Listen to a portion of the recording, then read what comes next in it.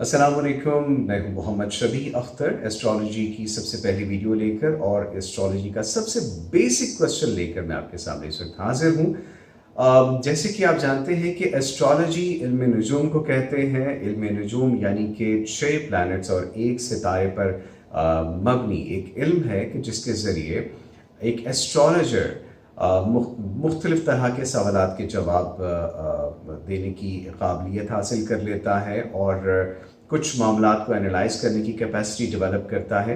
तो एग्जैक्टली इल्म नजूम है क्या और ये काम कैसे करता है? ये एक बहुत बेसिक सा क्वेश्चन है कि जिसकी वजह से बहुत से लोगों में काफ़ी इबहम पाया जाता है। कुछ लोग ऐसे हैं कि जो इसके हक में हैं, कुछ लोग ऐसे हैं कि जो इसके अगेंस्ट बात करते हैं। तो कोशिश करूँगा कि आप तक वो बात पहुँचाऊँ कि जिसकी बेस पर एक जो हकीकी नज़रिया है वो आप तक पहुँच सके। सबसे पहली बात एक ये ज़हन में रख लीजिएगा कि एस्ट्रोलॉजी 3 तरह की चीज़ों पर डिपेंड करती है। Number 1 research work, number 2 observation, number 3 analysis. ये 3 पॉइंट्स ऐसे हैं कि जो एस्ट्रोलॉजी की बुनियाद हैं। आप कुछ भी कर लीजिए, डू वट एवर, लेकिन एस्ट्रोलॉजी इससे हट के कुछ नहीं है। जो ग्रेट एस्ट्रोलॉजर्स हैं उन्होंने भी हर इंसान की, हर मामले की, हर सिचुएशन की गहराई को जानने के लिए ऑब्जर्वेशन का सहारा लिया, रिसर्च वर्क का सहारा लिया, एनालिसिस का सहारा लिया। इसके अलावा और कोई ऐसी चीज़ नहीं है कि जिसकी बेस पर एक एस्ट्रोलॉजर अपना एक तज्जिया बयान कर सके या कोई किसी बात का जवाब दे सके। इल्म नजूम बेसिकली 6 प्लैनेट्स और एक स्टार पर डिपेंड करता हुआ एक इल्म है, जिनमें स्टार तो डेफिनेटली सन को कहते हैं। हमारे निज़ाम शमसी में सन स्टार है, जबकि बाकी तमाम प्लैनेट्स हैं, ठीक है, जिनमें मून शामिल है, मार्स शामिल है, मरकरी शामिल है, वीनस है, सैटर्न है और जुपिटर है। तो ये 6 जो है ये प्लैनेट्स हैं और एक स्टार है। इन्हीं पर मुश्तमिल इल्म नजूम बहुत से मामलात की गहराई को सामने लेकर आने की अहलियत रखता है। अब इसके अलावा कुछ ऐसी बातें हैं कि जिन पर लोगों का नज़रिया ये है कि इल्म नजूम शायद दुरुस्त नहीं है या इसमें कुछ ऐसी चीज़ें हैं कि जो मुनासिब नहीं है। कुछ इस तरीके से इसको ऑब्ज़र्व किया जाता है। तो मैं आपको एक बात बता दूं, जैसे मैंने आपको बताया कि research work, analysis and observation, ये 3 चीज़ें हैं जो इल्म नजूम की बुनियाद बनती हैं। आप किसी भी मामले को देख लीजिए, उसमें सबसे पहले रिसर्च की जाती है, मामलात को देखा जाता है, हक़ाइक़ को ऑब्ज़र्व किया जाता है, एनालिसिस किया जाता है। उसके बाद फिर एक हाइपोथेसिस जनरेट किया जाता है, जिसकी बेस पर आने वाले मामलात को परखा जाता है। उसको बार बार कसौटी पर कसौटी से गुजारा जाता है। इसके अलावा मैं आपको ये भी बता दूं कि अगर ये कहा जाए कि प्लैनेट्स हमारी ज़िंदगी पर असरअंदाज होते हैं और वो हमारी तकदीर को बदलने की काबिलियत रखते हैं, तो बीइंग अ मुस्लिम मैं इस बात को डिनाई करूँगा, ऐसा कतई नहीं है। मैं इसके लिए आपके सामने कुछ एग्जांपल्स रखूँगा। सबसे पहली बात तो ये कि ये सवाल कि प्लैनेट्स हमारी ज़िंदगी पर असरअंदाज होते हैं, इसको मैं कुछ इस तरीके से एक्सप्लेन करूँगा कि आप फॉर एग्ज़ाम्पल आपको गुलाब का पौधा, गुलाब के फूल बहुत पसंद हो, बहुत ज़्यादा पसंद हो, इतने पसंद हो कि आप उनकी खुशबू महसूस करते ही एकदम से ना तरोताज़गी महसूस करना शुरू कर दें। आपका मूड फ्रेश हो जाए, आपका सोचने का अंदाज़ चेंज हो जाए। आप अगर खफा हैं, नाराज़ हैं, थके हुए हैं, तो एकदम से रिलैक्स फील करना शुरू कर दें। तो फॉर एग्ज़ाम्पल आपका मूड किसी बात पे ख़राब है और आप एक कमरे में दाखिल होते हैं, वहाँ पर गुलाब के फूल पड़े हुए हैं और बहुत खुशनुमा फूल हैं, बहुत महक है उनकी। आप वो महक महसूस करते हैं and you start feeling better. तो आप क्या ऑब्जर्व करेंगे कि उन फूलों ने आपकी ज़िंदगी को बदला, आपकी लाइफ पर असरअंदाज हुए कि आपकी तकदीर या आपके मूड को चेंज किया या something like that. Do you believe it? ऐसा हरगिज़ नहीं है। इट्स जस्ट लाइक कि आपको वो खुशबू पसंद है, आपको उस खुशबू से उनसियत है, आपको वो फूल पसंद है, लिहाजा आपने अपने अंदर तब्दीली महसूस की, आपने अपने अंदर एक चेंज डेवलप किया कि you started feeling fine. Because आपको उनसे लगावट है, आपको उनसे उनसियत, आपको वो फूल पसंद है। बहुत से लोग ऐसे हैं कि जिनको वो फूल पसंद नहीं है, तो वो अगर किसी ऐसे रूम में एंटर होंगे जहाँ पर गुलाब के फूल होंगे, they will not be feeling fine, right. So इसका दूसरा पहलू, इस मामले का दूसरा पहलू ये है कि गुलाब के फूल ने कोई असर नहीं डाला आपकी ज़िंदगी पर।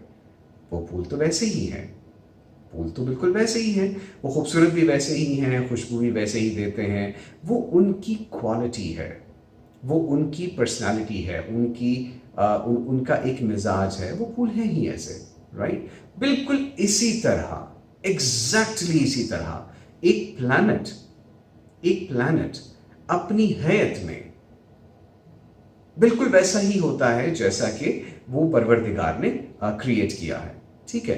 अब उस प्लैनेट का असर हमारी जिंदगी पर कैसा पड़ेगा, ये डिपेंड करेगा कि हम उस पर रिएक्ट कैसा करते हैं। अब इस बात की गहराई को मैं इंशाल्लाह आने वाली वीडियोस में बहुत तफसील से इंशाल्लाह इसको एक्सप्लेन करूंगा, because it is not that easy to understand कि मैं ये लॉजिक किस बेस पर कह रहा हूँ और ये किस बेस पर मैं ये पॉइंट आपके सामने रख रहा हूँ। But definitely you will come to understand about it and understand the reality, क्योंकि बहुत सी लॉजिक्स ऐसी हैं कि जो समझने में इतनी आसान नहीं है।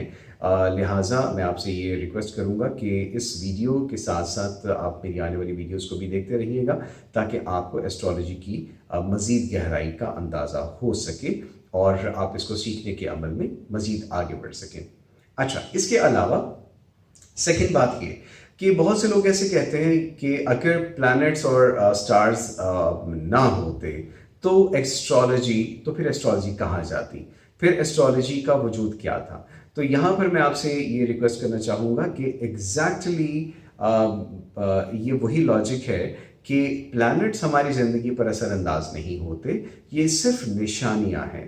ये रब्बे कायनात की बनाई हुई ऐसी चीज़ें हैं कि जिनसे इंसान को परवरदिगार ने ये इल्म अता किया है कि जिसके ज़रिए हम वो निशानियाँ इकट्ठी करते हैं कि जो हमारे इल्म में इजाफे का बायस बनती हैं। हम ऑब्जर्व करते हैं, रिसर्च करते हैं कि किस वक्त कौन सा प्लैनेट किस पोजीशन पर था, तो उस वक्त मामलात कैसे चल रहे थे, उस वक्त सिचुएशन क्या चल रही थी, अब वो प्लैनेट किस जगह पर चला गया तो मामलात कैसे हैं, ठीक है। ये बिल्कुल ऐसे ही है जिस तरह की वेदर फॉरकास्ट की सिचुएशन होती है। आपके बचपन में अगर कोई बहुत गहरी काली घटा आई हो और इतनी बारिश बरसी हो कि फॉर एग्ज़ाम्पल घर में गलियों में पानी खड़ा हो गया हो, तो उस वाक़े को आपके जहन में एक अलग ही जगह मिल जाती है और आपकी बाकी तमाम ज़िंदगी में जब भी उस तरह की काली घटा या बादल आए और उस तरह की बारिश हो, तो आपके जहन में फ़ौरन आता है कि ये जो बादल आ रहे हैं ये ऐसे बरसेंगे कि एक्सपेक्टेडली गलियों में पानी खड़ा हो जाएगा। तो do you believe it, you are predicting. आपको ऐसा लगता है कि आप तकदीर लिख रहे हैं, खुदा न खास्ता नाउज़ुबिल्लाह, या आप तकदीर जानते हैं या आप तकदीर पढ़ रहे हैं। No, not exactly. आप सिर्फ एक ऑब्जर्वेशन शेयर कर रहे हैं। आपने जस्ट एक ऑब्जर्वेशन शेयर की है जो कि आपके पास्ट के किसी इवेंट से रिलेट कर रही है। बिल्कुल इसी तरह एक एस्ट्रोलॉजर अपने प्रीवियस नॉलेज का सहारा लेकर उसकी बेस पर किसी एक इंसान का बर्थ चार्ट देखते हुए उसमें प्लैनेट्स की प्लेसमेंट को ऑब्जर्व करता है और अंदाज़ा लगाता है कि फला प्लैनेट किस हाउस में है तो उसका क्या मतलब हो सकता है, इस फर्द में कौन कौन सी चीज़ें कैसी कैसी हो सकती हैं। बहुत सी ऐसी बातें हैं कि जो एस्ट्रोलॉजर्स डेफिनेटली कहते हैं लेकिन होती वैसी नहीं है। तो ये बात मेरी बात को बाकायदा तौर पर सही और सच साबित करेगी कि हम एस्ट्रोलॉजी के ज़रिए जस्ट रिसर्च वर्क करते हैं, ऑब्जर्व करते हैं चीज़ों को, एनालिसिस करते हैं मामलात का।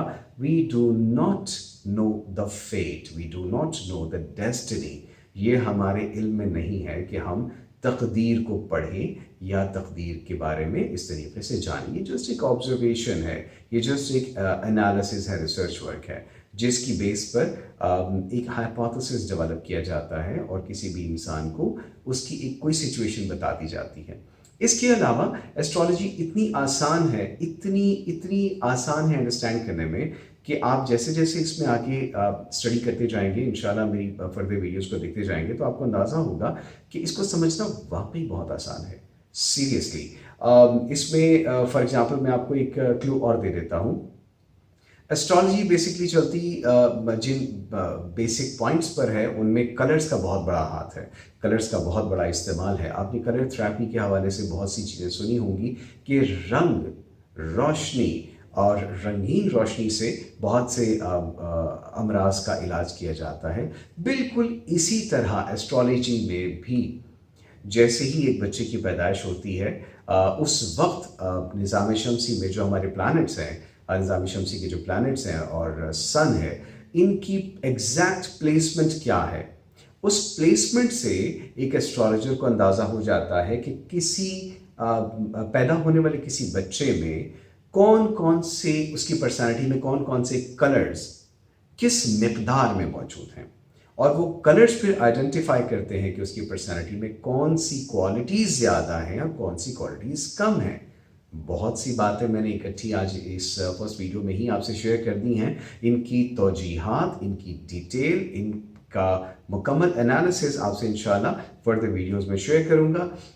एमरल्ड्स एम्पायर की इस वीडियो को शेयर कीजिएगा, इसको लाइक कीजिएगा और इस चैनल को सब्सक्राइब कीजिएगा ताकि आपकी मुझसे कम्युनिकेशन जारी रहे। इस वीडियो के एंड में मेरा कॉन्टैक्ट नंबर भी आप स्क्रीन पर देख लेंगे। अगर आपको कंसल्टेशन चाहिए हो, आपको फेस रीडिंग, रेकी या एस्ट्रोलॉजी के हवाले से कोई सर्विसेज चाहिए हो, तो आप मुझसे डायरेक्ट रब्ता कर सकते हैं। अपना बहुत सा ख्याल रखिएगा। इंशाल्लाह नेक्स्ट वीडियो में आपसे मुलाकात होगी। Stay tuned to Emeralds Empire. अल्लाह हाफिज़।